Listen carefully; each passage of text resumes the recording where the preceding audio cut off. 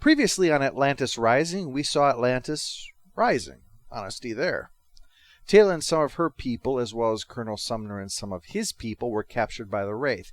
And the only way there's going to be a rescue mission is if there's some evidence that this mission might actually rescue somebody. That weird. What a Nazi, huh? The prisoners awaken in a Wraith holding cell.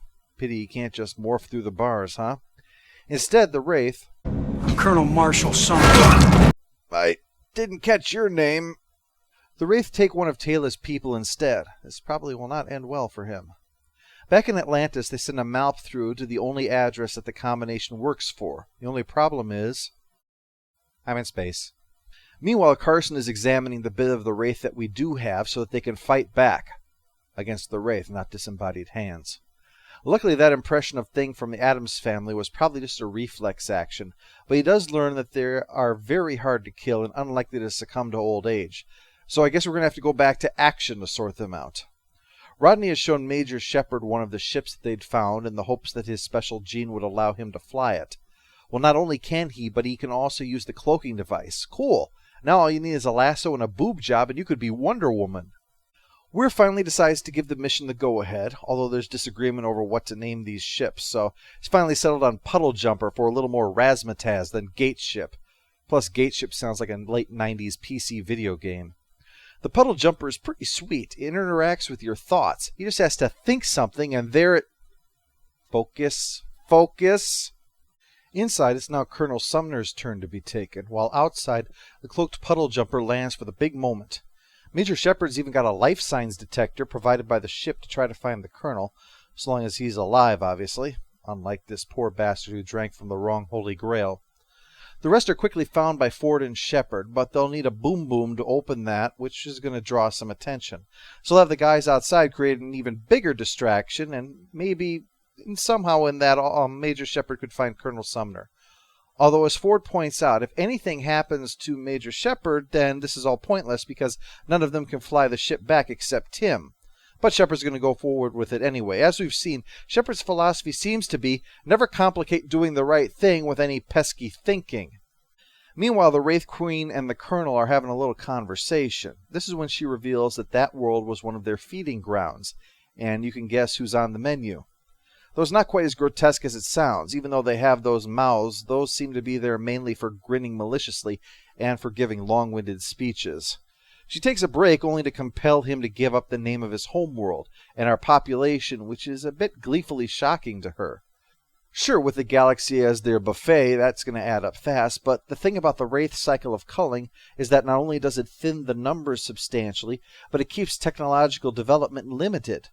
Now that's to their advantage, of course, since that means that with the Ancients gone, there was no one with technology to stand against the Wraith. But the disadvantage is that being forced to live in a primitive state doesn't help the population recover rapidly between cycles.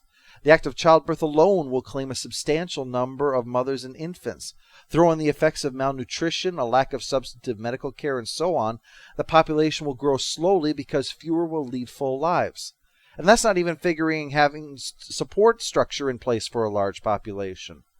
There are some that succeed, of course. On a galaxy-wide scale, there's going to be differences. But much like Earth and the humans under the Gould system, the development without alien influence has allowed our numbers to swell and our technology to grow. A single culling by the Wraith, though, would probably leave us as weakened as the rest of the Pegasus humans.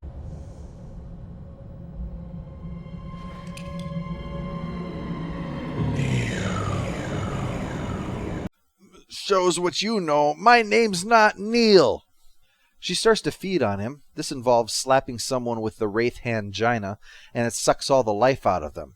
Shepard gets the drop on her in the midst of that, but she just sucks more life out of Sumner and heals up.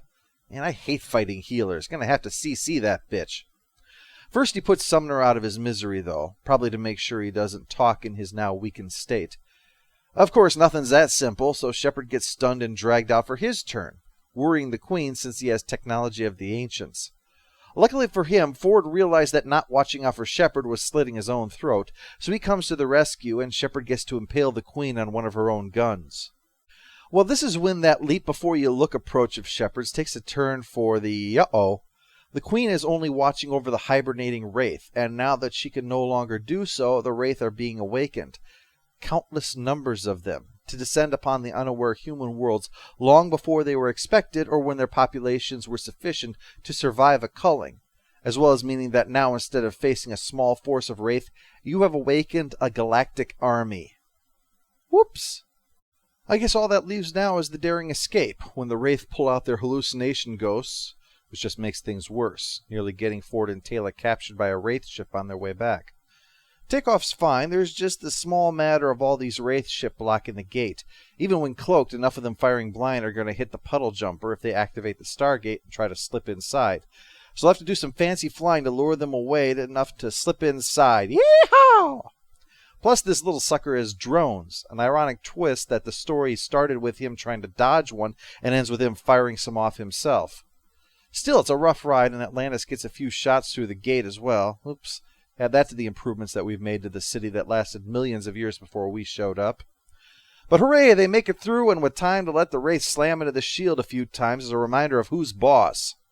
At the party, in celebration of not all dying horribly, Major Shepard's a bit glum over having to shoot Sumner instead of rescue him, and that whole awakening a sleeping giant thing he accidentally did. But they try to get him to buck up, which rhymes with what he feels like he already did, that he has won the friendship of these refugees and is now the ranking military officer. So, he's going to get to go on adventures and bed gorgeous aliens. That's what the job entails, right? You are now the Kirk. Rising set things off with a good start. While the Wraith seemed a bit more powerful than they turn out to be, we can dismiss that. It's probably a result of the premature awakening. The Wraith we'll encounter later on won't be as well fed as these are, so they're going to be more limited in their abilities. Getting Robert Patrick was a good fake-out. He had just come off of having a regular role on The X-Files in the final seasons, so seeing him die instead of being a regular was a bit of a surprise, especially for this rare appearance by a character from another speculative fiction TV series in Stargate, huh?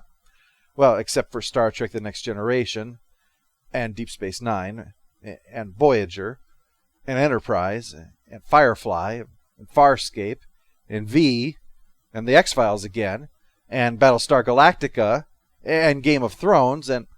Actually, never mind. Everybody's been on this show. Watch who you're correcting, science guy. My PhD is not honorary. Hey, look, I'm an engineer. I can do math.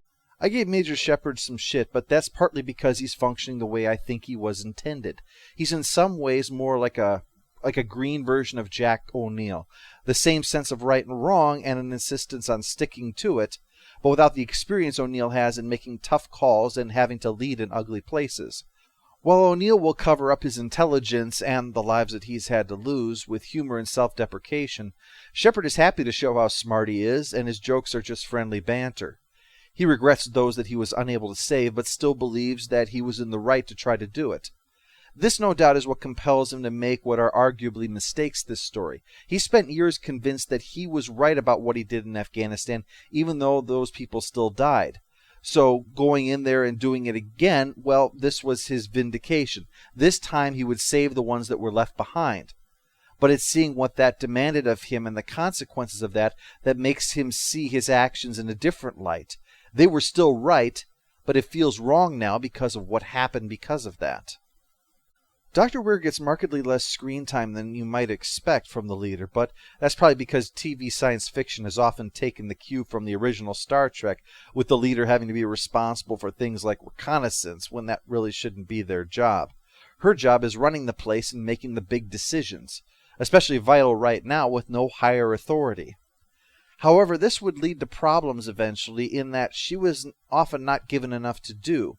In contrast, Rodney McKay, who also had little screen time in Rising, would be moved on to Shepard's team and become an extremely important part of the show. If SG-1 is the Star Trek The Next Generation with a close-knit group of explorers, Atlantis is the Deep Space Nine, with the remote base as an essential part of the story, and thus the need for a large number of secondary characters. But with the adventures of the week usually calling for a trip into the field, it shifted those who weren't on the team towards the secondary status. That's probably why, when they realized the potential with McKay's character early on, that he was given a permanent place on Shepard's first Atlantis response team, or AR-1 for short, because the acronym would make it hard to take them seriously. Taylor will also be a member of the team and thus have more exposure, and I think they've handled her rather well. While she starts off as the helpful local primitive to our gallant explorer, they give her a few moments to show her strength of character. When she confronts people over the Wraith hallucinations, it's not with the voice of someone timid or angry or annoyed.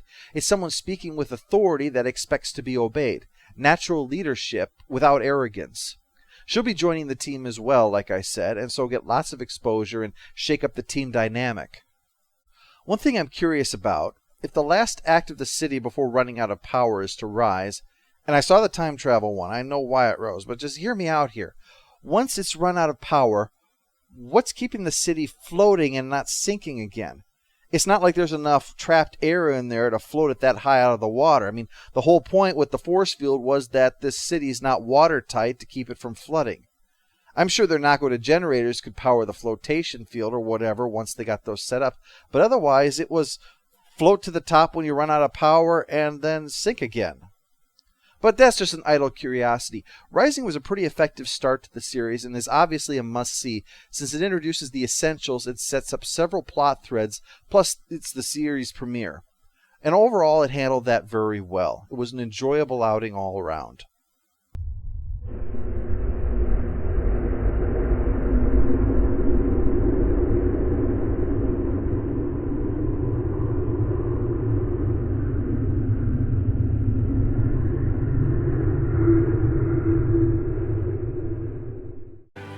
To get out more.